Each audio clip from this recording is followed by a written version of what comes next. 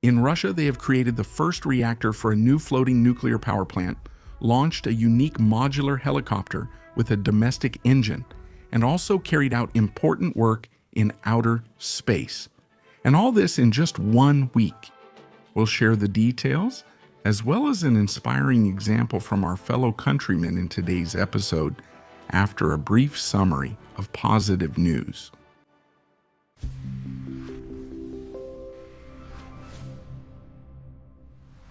Another batch of multifunctional Su-35S fighter jets has been delivered to the troops. In the Nizhny Novgorod region, 2 high-speed Meteor 120R hydrofoil passenger vessels have been launched. At the Balakovo shipbuilding and ship repair plant, a dry cargo vessel of the project RSD-60 has been launched. At the Sokolskaya shipyard, the torpedo recovery boat was launched. The first cross-border unmanned cargo transfer from Russia to Kazakhstan has been carried out. At the former Toyota plant in St. Petersburg, production of the first car of the new Russian premium brand Esteo has been launched. The Chepesky mechanical plant has launched the production of components for small-scale nuclear power plants. A robotics manufacturing plant has been opened in Nizhny Novgorod. In Dagestan, a production line for energy-saving glass has been launched. A full production cycle of a vital oncology drug has been launched in Podolsk. Russian school children won 12 medals at the Open International Biology Olympiad.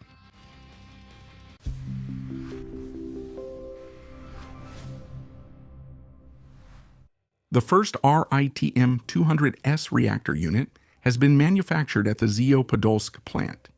Soon it will be installed on the lead floating power unit, PEP-106. Essentially, it's a floating nuclear power plant that can be towed over water to any point in the world where there is a need for electricity and connected to the shore infrastructure. Russia already has one such FNPP, Academic Lomonosov, which is operating in Chukotka. The FNPP was manufactured by 200S. However, it has 2 KLT-40S reactor units. They do their job, but at this point they are considered obsolete. That's why all new floating power units will use the more powerful and efficient RITM-200S reactors, the first of which was produced this week. The RITM-200 is a true treasure of Russian engineering, a successful and unique reactor in its class, which has already proven itself well as part of our universal nuclear icebreakers of Project 22220. Compared to the KLT-40, the RITM turned out to be twice as light, 1.5 times more compact, and 25 MW more powerful. And that's why it was decided to create its modification for use in new floating nuclear power plants. But that's not all. Another modification, the RITM-200N, was created for land-based use, based on it. We are building the first small-scale nuclear power plant in Yakutia and in Uzbekistan, and we have also already produced 2 more powerful RITM-400 reactors for the nuclear icebreaker Rossiya under construction. It is worth noting that today, no one except us is building nuclear icebreakers, small-scale power plants, or floating units. In this field, Russia maintains a firm lead and has no intention of stopping. The same is true in other areas that are no less important.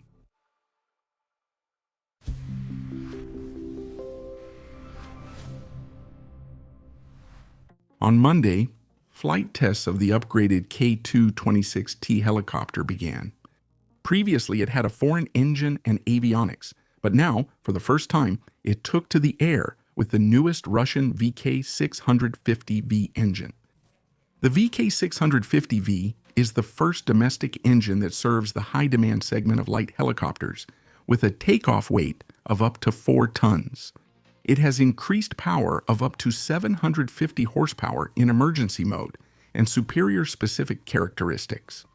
Among other advantages are the modular design and the digital automatic control system.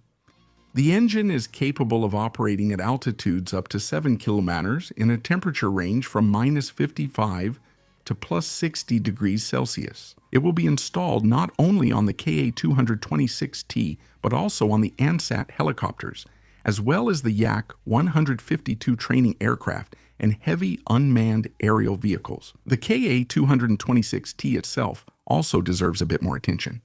The modular kit allows the helicopter to be transformed into different configurations in just 45 minutes. It can be configured as a cargo, passenger, medical, rescue, police helicopter. The engine operates at altitudes up to several kilometers and in high temperatures in degrees Celsius. The engine provides reliable performance in thin air conditions, resistance to strong crosswinds, and high rate of climb.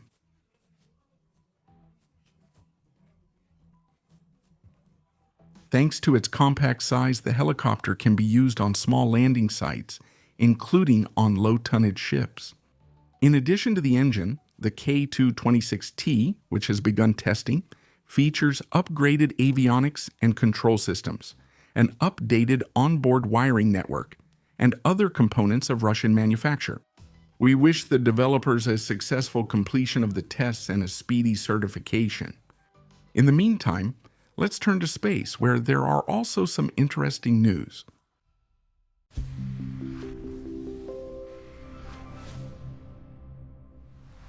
On Wednesday, Russian cosmonauts Sergei Kudzverchkov and Sergei Mikhaev performed the first spacewalk of the year.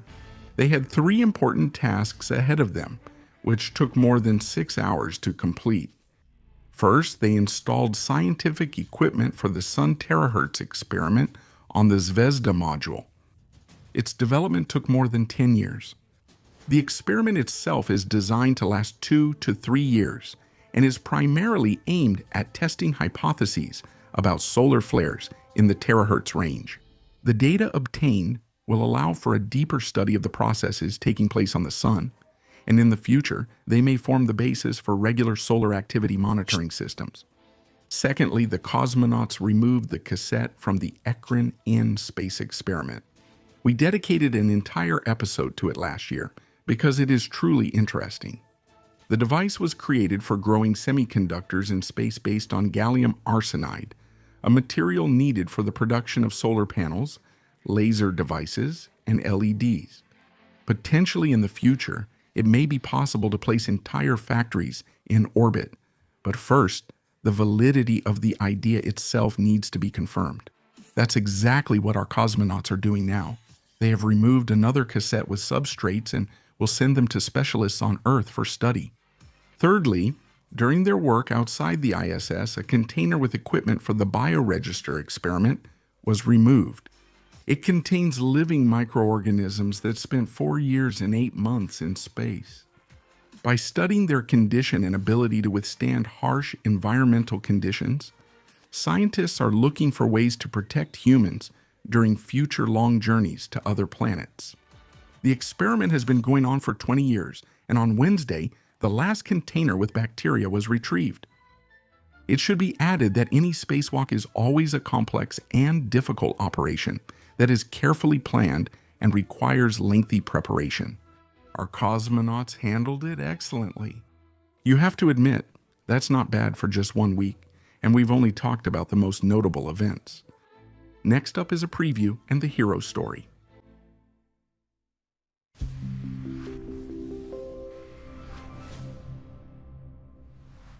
Back in 1861, the famous Civil War between the North and the South broke out in America. The South was backed into a corner because of the blockade and lack of resources, and as a result, demonstrated incredible military innovation and flexibility, which contemporaries still praise to this day. And General Lee showed tactical talent and dealt painful defeats to the North, especially from a PR perspective. However, this came at the cost of his own monstrous losses. The North, on the other hand, fought rather ineffectively at first, and this surprised many. When would we finally start truly defeating the Southerners? Problems with the generals and excessive caution got in the way, but there came a moment when it became politically impossible to drag the war out for another year. People were simply tired of waiting and putting up with inflation and rising taxes. Then the North switched to a more decisive tactic, and although at the cost of heavy losses, achieved victory. This lesson from history tells us that even during a fateful war, the real turning point comes when the side with more resources is backed into a corner and starts making decisions it previously avoided. Where is today's Russia in this model, and where is Ukraine? Who has been backed into a corner, and what happens next? Why will the normalization of relations between Russia and Europe only happen in the early 2030s, but there still won't be a major open war between us for now? I discuss this as well as why the strategic autonomy that many countries in the world are dreaming of right now is unattainable in the latest episode of my analytical show, 3 Points, at sponsor.ru super. Next, let's talk about the hero.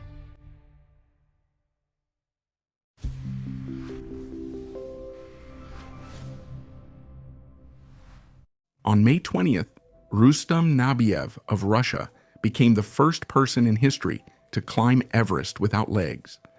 He climbed the highest mountain peak in the world by himself and using only his hands. Rustam lost his legs in 2015 during the collapse of a barracks in Omsk. He lay under the rubble for 7 hours and listened as his fellow soldiers died. Rustam was the last one to be pulled out. The doctors barely managed to save his arm, but they couldn't save his legs. Then came a long struggle for life, 2 clinical deaths, and when the danger had passed, the hardest part began, finding himself in new circumstances. Rustam chose mountaineering. He climbed Everest using only his hands, then his first 8,000er Manaslu, followed by Kazbek, Kilimanjaro, and Aconcagua. Everest, however, remained a dream. People tried to dissuade him for a long time, but he still went, to prove to himself and to others who found themselves in a difficult situation that the will to live breaks through any barriers. And he proved it. Rustam Nabiev is now the father of 3 children. His wife Indira, whom he met 5 years before the tragedy in Omsk, did not leave him during the difficult time. And that is also a feat of love and loyalty. Congratulations on your achievement, and we wish you many more achievements.